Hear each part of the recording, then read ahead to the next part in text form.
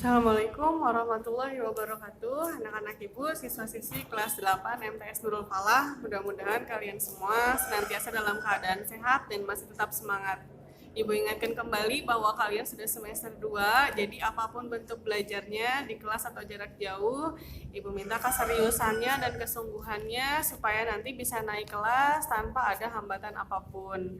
Mari kita awali kegiatan pembelajaran pertama kita di pelajaran prakarya semester 2 ini dengan mengucap basmalah. Bismillahirrahmanirrahim. Anak-anak ibu, karena ini sudah pelajaran ketiga, jadi kita langsung mulai aja ya.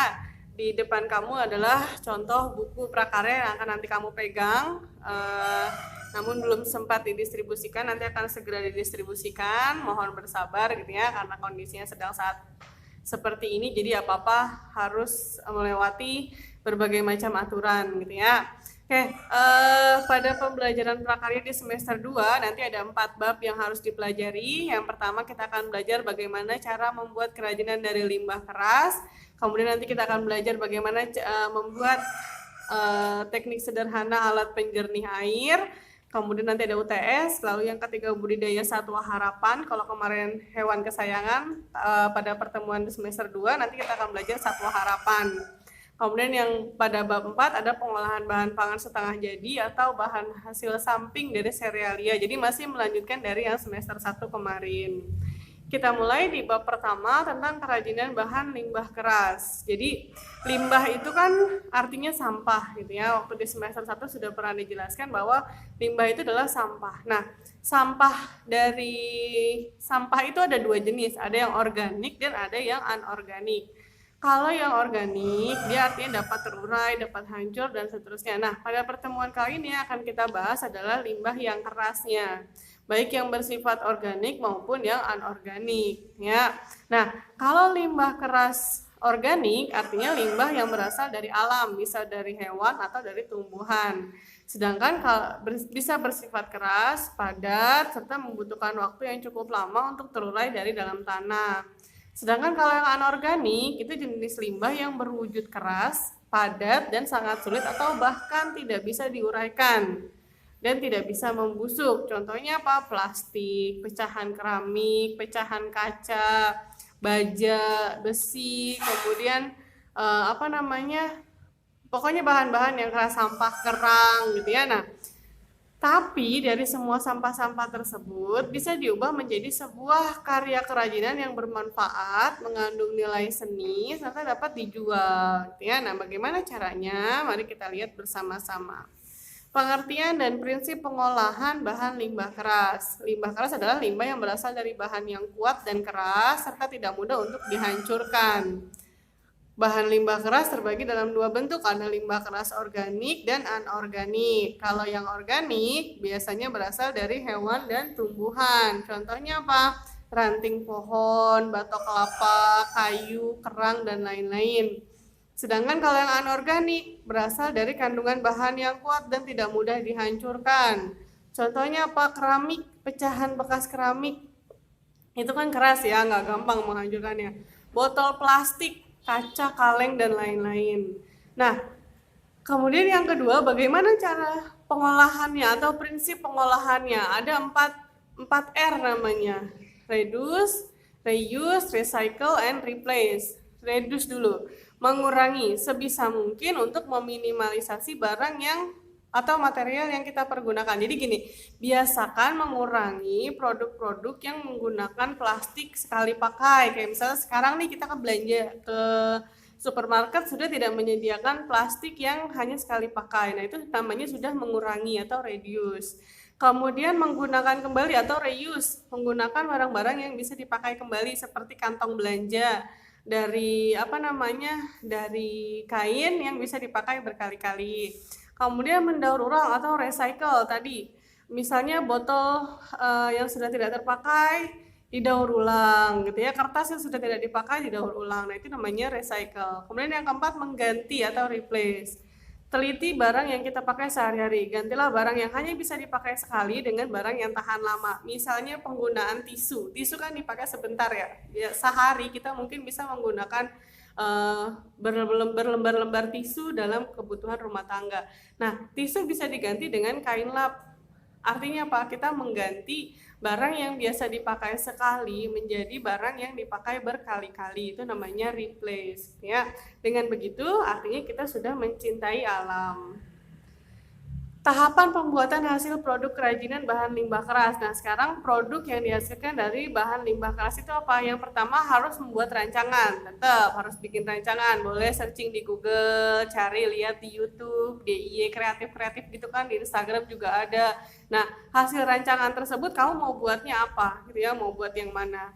Kemudian yang kedua, siapkan alat serta bahan yang digunakan. Dalam pembuatan bahan kerajinan limbah keras, itu biasanya alat dan bahan yang diperlukan tidak banyak, paling juga lem, gunting, pencapit, atau manik-manik, dan yang lainnya. Yang ketiga, proses pengerjaan kerajinan bahan keras tersebut. Jadi bahan keras tuh bikinnya seperti apa, kamu udah tahu tahapannya, proses pembuatannya. Serta yang terakhir finishing. Finishing tuh kayak masukin dalam kotak supaya bisa dijual dan yang lainnya. Yang kedua, nah ini produk kerajinannya. Pertama, kerajinan dari limbah kerang. Kamu suka makan kerang? Kalau yang suka makan seafood, pasti tahu sampah cangkang kerang itu bisa dimanfaatkan. Nah, cangkang kerang ini tidak hanya dijual di dalam negeri, tapi sudah diekspor sampai ke luar negeri gitu ya.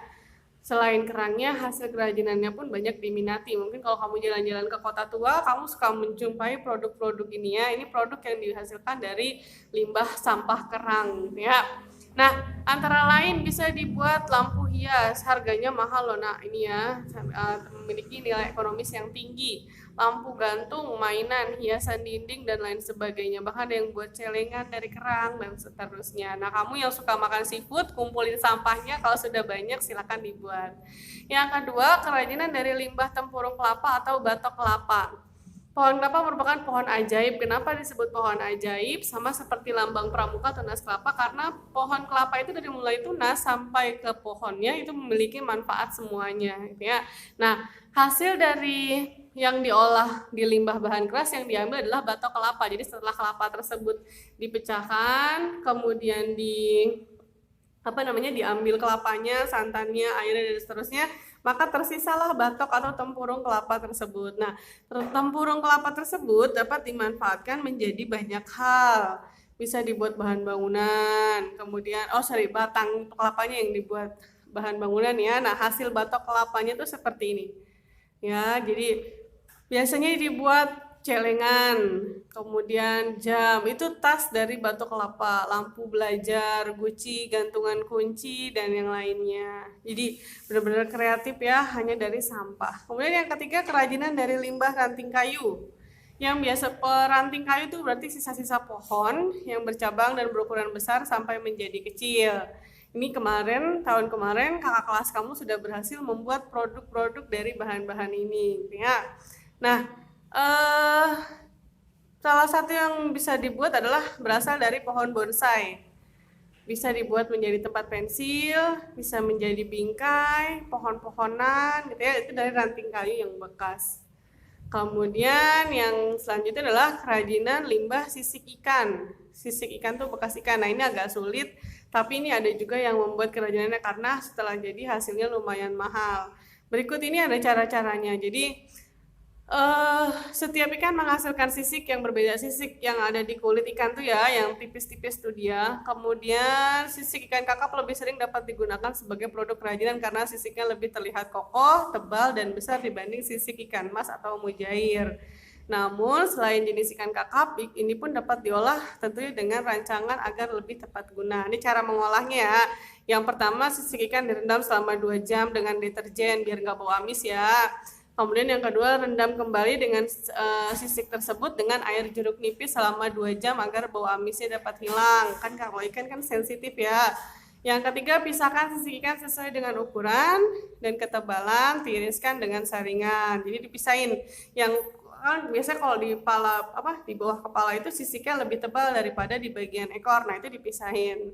Kemudian yang keempat, memberi pewarna pada sisik-sisik ikan. Diperlukan kehati-hatian, rebus air hingga hangat dan ditambahkan larutan benzoat sebagai pengawet. Yang kelima, masukkan pewarna Wantex atau cat tekstil pada panci dan masukkan pula sisik ikannya. Ya, perlu diperhatikan jangan sampai air mendidih karena sisik ikan akan menjadi matang dan menempel satu sama lain. Jadi bikinnya gampang-gampang susah gitu ya. Nah, itu hasilnya dari sisik ikan. Matikan kompor, biarkan sisik tersebut terendam zat warna selama 20 menit, lalu tiriskan. Nah, itu baru deh kalau udah ditiriskan, baru dibuat mau bikin apa nih? Baru hasilnya nanti jadi seperti yang digambar. Kemudian yang ketiga, produk kerajinan dari bahan limbah keras anorganik. Tadi kan organik ya, dari hewan dan tumbuhan. Kalau sekarang anorganik berasal dari sampah buangan manusia. Yang pertama berasal dari kaca. Nah, pecahan botol ya. Di situ caranya adalah kumpulkan pecahan kaca dalam karung dipukul-pukul menggunakan kayu, kemudian siapkan cetakan kaca, lapisi cetakan menggunakan kaolin atau alumnia yang dicairkan. Jadi kayak disiram gitu dia. Bakar kaca yang telah dimasukkan, kemudian siapkan tataan untuk aksesoris seperti cincin, kalung, lalu masukkan kaca yang sudah dicetak dalam tataan cincin atau kalung. Jadi ini kalau kita mau buat cincin atau kalung tapi menggunakan cetakan ya. Nah, kalau botol dia agak susah juga karena harus dibakar. Nah, selain untuk aksesoris batu-batu indah, kaca dapat pula dijadikan manik-manik yang digunakan sebagai penghias benda seperti tas, sandal, buku, guci, kap lampu, dan sebagainya. Nah, seperti gambar tuh ya, kayak kita bikin bros, itu kan banyak yang dari bekas pecahan kaca. Kemudian yang selanjutnya adalah kerajinan limbah kaleng. Nah, siapa yang nggak tahu kaleng? Di rumah kita pasti banyak kaleng gitu ya. Kaleng bekas makanan, minuman, bekas apalagi namanya sarden, dan yang lainnya gitu ya. Nah, sederhananya kaleng dapat digunakan sebagai celengan gitu ya, tapi di lain fungsi itu banyak dibuat sebagai tempat pensil, kemudian bisa juga dibuat yang lain gitu ya. Selanjutnya kerajinan limbah keramik. Nah, banyaknya orang bangun rumah biasanya akan menghasilkan limbah keramik. Contohnya sisa-sisa tumpukan bahan bangunan yang baru saja dibuat, bahkan ketika ada pembongkaran bangunan. Biasanya keramik sebagai barang bekas yang tak guna bisa juga dimanfaatkan dengan teknik mozaik, yaitu menempel potongan-potongan kecil menjadi satu lukisan yang indah. Ini seperti ini gambarnya. Nah, ya, jadi itu dari sampah keramiknya dikumpulin. Kan keramik warna-warni itu ya, pakai wadah, biasanya pakai gelas atau apa dulu gitu ditempelin, nanti baru diangkat. Jadi hasilnya malah justru bagus dan menghasilkan nilai guna yang tinggi. Yang terakhir, kerajinan dari limbah botol plastik. Nah, ini yang kemarin banyak yang buat. Botol plastik tuh biasanya dibuang aja jadi sampah gitu ya. Ternyata kalau tangan kita kreatif, botol plastik tersebut bisa dimanfaatkan untuk menjadi celengan, bisa jadi vas bunga, bisa jadi lampu hias, bisa jadi mainan, dan bisa jadi yang lain-lain lagi ya. Itu contohnya tuh celengan pakai sleting dari bekas botol Sprite, bawahnya diambil. Kemudian itu pot bunganya itu dari bekas botol, jadi bawahnya pakai CD, kemudian itu botol digunting diterbalikan gitu ya. Kemudian bisa juga jadi lampu hias dan yang lainnya. Oke anak-anak ibu, materi kita pada pertemuan kali ini sampai di sini dulu. Ini ada 5 soal latihan yang harus dikerjakan sama seperti semester 1. Nanti kamu tinggal menjawab pada link Google Form yang disertakan bersama dengan video ini. Jawab nomor 1, jelaskan mengenai limbah keras organik dan anorganik. Kemudian sebutkan contoh bahan limbah keras organik. 3, jelaskan prinsip dalam pengolahan limbah bahan keras. Dan yang keempat, sebutkan contoh bahan limbah keras anorganik. Serta yang terakhir, mengapa bahan limbah keras anorganik sering dijadikan kerajinan. Selamat mengerjakan. Ingat kamu sudah semester 2, kerjakan dengan sungguh-sungguh, serius. Kalau masih ada yang nggak jelas, kamu bisa WA ibu untuk bertanya langsung. Karena nama ibu, nomor handphone ibu ada di grup belajar. Jadi jangan sungkan untuk bertanya jika memang tidak memahami materi yang disampaikan. Jika tidak paham lewat video, sengaja dibuat singkat karena supaya menghemat kuota juga.